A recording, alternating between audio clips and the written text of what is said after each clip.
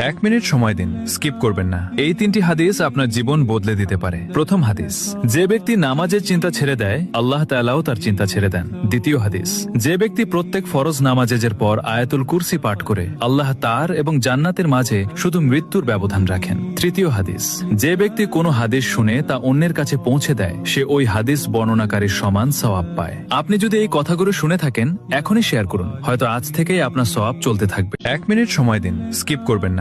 এই 3টি হাদিস আপনার জীবন বদলে দিতে পারে। প্রথম হাদিস, যে ব্যক্তি নামাজের চিন্তা ছেড়ে দেয় আল্লাহ তাআলাও তার চিন্তা ছেড়ে দেন। দ্বিতীয় হাদিস, যে ব্যক্তি প্রত্যেক ফরজ নামাজের পর আয়াতুল কুরসি পাঠ করে আল্লাহ তার এবং জান্নাতের মাঝে শুধু মৃত্যুর ব্যবধান রাখেন। তৃতীয় হাদিস, যে ব্যক্তি কোনো হাদিস শুনে তা অন্যের কাছে পৌঁছে দেয় সে ওই হাদিস বর্ণনাকারীর সমান সওয়াব পায়। আপনি যদি এই কথাগুলো শুনে থাকেন এখনই শেয়ার করুন, হয়তো আজ থেকেই আপনার সওয়াব চলতে থাকবে।